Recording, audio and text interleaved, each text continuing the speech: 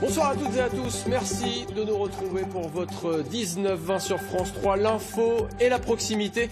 Voici les principaux titres de l'actualité.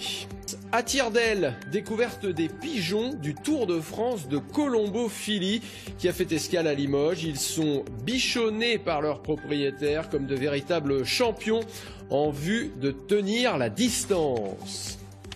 Ils ne chantent pas, mais ils roucoulent et n'ont pas toujours bonne réputation. Les pigeons sont aussi d'étonnants voyageurs. Limoges accueillait aujourd'hui une étape du Tour de France de colombophilie, une discipline qui consiste à faire voler les oiseaux d'un point à un autre en un minimum de temps. Voyez le reportage d'Audrey Payas avec Henri Simonet.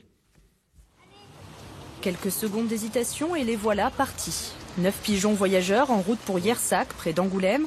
C'est la 5e étape du Tour de France de colombophilie, débutée lundi à Maubeuge.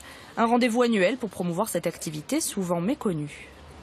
On organise cet événement pour expliquer au grand public comment fonctionne notre passion. Là, dans le Tour de France, le but même n'est pas la performance, mais plutôt de montrer que les pigeons sont capables de relier un point à un autre en un temps record.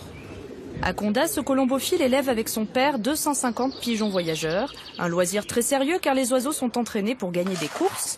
Objectif, être le plus rapide et ça passe bien sûr par la nourriture. Il y a un régime alimentaire comme pour les chevaux, comme pour les sportifs. Voilà. Ils doivent être nourris en fonction du voyage qu'ils ont à faire, de la distance. Comme lorsqu'ils vont en voyage, ils doivent avoir suffisamment de sucre lent pour pouvoir assumer la distance, quoi.